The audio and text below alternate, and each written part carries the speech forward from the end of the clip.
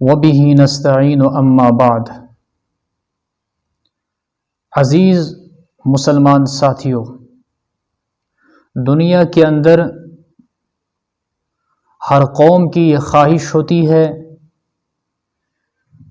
کہ وہ سامان راحت تلاش کرے، سامان عزت تلاش کرے اور سامان غلبہ تلاش کرے۔ ان تین چیزوں کو حاصل کرنے کا ہر قوم کو اور ہر شخص کو جذبہ ہوتا ہے کہ راحت کے سامان بھی ہوں، کوئی تکلیف اور کوئی پریشانی، کوئی دقت نہ آنے پائے، اور عزت کے سامان بھی ہوں کہ دنیا ہمیں عزت کی نظر سے دیکھے، دنیا ہمیں حقارت اور توہین کی نظر سے نہ دیکھے۔ اور تیسری وہ چیز کہ ہر قوم کو خواہش ہوتی ہے کہ سامان غلبہ ہمارے پاس موجود ہو، وہ چیزیں جن چیزوں کے ذریعے سے انسان طاقتور بنتا ہے، دوسرے لوگوں پر اس کو غلبے کی حیثیت حاصل ہوتی ہے، وہ چیز ہمارے پاس موجود ہونی چاہیے۔ فطرت کا تقاضا بھی ہے کہ یہ سب چیزیں انسانوں کو دنیا میں حاصل ہونی چاہیے، مگر اس کا یہ قطعاً مطلب نہیں ہے کہ ان تمام چیزوں کو حاصل کرنے کے لیے انسان اتنا آگے بڑھ جائے کہ اس کو بعض موقعوں پر ظلم کرنے کی ضرورت پیش آئے، کہ اس کو یہ حق حاصل کرنے کے لیے کسی دوسرے کو چھیننے کی ضرورت پیش آئے، کسی دوسرے کو محروم کرنے کی ضرورت پیش آئے، کسی دوسرے کو ٹارچر اور پریشان کرنے کی ضرورت پیش آئے۔ یہ انسان کے شائع نشان نہیں ہے۔ دنیا کے اندر جتنی قوموں نے دنیاوی ترقی حاصل کی ہے، اگر ان کی تاریخ کو دیکھا جائے تو جہاں انہوں نے ان مقامات کو حاصل کرنے کے لیے کچھ جائز طریقوں کو بھی اپنایا، مگر وہیں پر کچھ ایسے طریقوں کو بھی اپنایا کہ جن طریقوں کو پڑھنے کے بعد انسان شرمسار ہو جاتا ہے۔ گویا کہ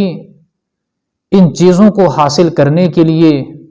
انہوں نے جائز طریقوں کو اپنانے کے ساتھ ساتھ حدوں کو کراس کر دیا اور وہ کام کر گزرے کہ جو ان کو نہیں کرنے چاہیے تھے۔ بعض موقعوں پر انسانوں کو مملوک بنانے کی ضرورت پیش آئی، انسانوں کو ان کا مال ہڑپ کرنے کی ضرورت پیش آئی، ان کے سروں پر بندوق رکھنے کی ضرورت پیش آئی، جس کی وجہ سے یہ سب چیزیں انہیں حاصل ہو گئی۔ ذرا یورپ کی قوم کو دیکھا جائے تو انہوں نے مشرق کو لوٹنے میں جو طریقہ اپنایا وہ تو پہلا سیاسی طریقہ تھا، جس طریقے کو اپنانے کے بعد انہوں نے مشرق پر قبضہ کیا اور مشرق میں جو سامان غلبہ تھا، سامان راحت تھا، اس پر قبضہ کیا۔ مگر ایک وقت آنے کے بعد جب انہیں احساس ہوا اس کی وجہ سے پوری دنیا میں ہماری بدنامی ہوتی ہے، تو اس طریقے کو بدل دیا اور وہ طریقہ بدل کر ایک نیا طریقہ اپنایا۔ وہ یہ کہ مشرق پر ہماری طاقت بدستور برقرار رہے اور یہاں کا سامان راحت اور سامان عزت ہمارے ہاتھوں میں رہے، البتہ بدنامی کا دھبہ نہ آنے پائے۔ الغرض یورپ کی قوموں نے مسلمانوں کو اپنا حریف سمجھا اور اپنا حلیف بھی سمجھا، اس میں کوئی شک نہیں ہے، مگر طریقے ایسے اپنائے کہ جن سے وقتی طور پر مسلمان سمجھ نہ پائے۔ مسلمان ایک سیدھی سادی قوم کی حیثیت سے ان طریقوں سے ناآشنا تھے۔ وقت ایک طویل گزر گیا،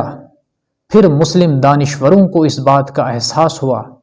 کہ ہم نے جو کچھ کیا وہ ٹھیک نہیں کیا، غلط کیا، مگر اس وقت یورپ کے پنجے اتنے مضبوط ہو چکے تھے کہ ان کو آسانی سے نکالنا اور ان سے اپنی جان چھڑانا کوئی آسان بات نہیں تھی۔ الغرض مسلمانوں کی ذمہ داری ہے کہ دنیا کے اندر وہ حساس اور باشعور قوم کی حیثیت سے زندہ رہیں، آنے والے ہر فتنے کو دور اندیشی سے بھانپ لیں، آنے والے ہر فتنے کو ختم کرنے کے عزائم پیدا کریں، آنے والی ہر پریشانی کو ختم کرنے کے ارادے اور لاہی عمل تیار کریں۔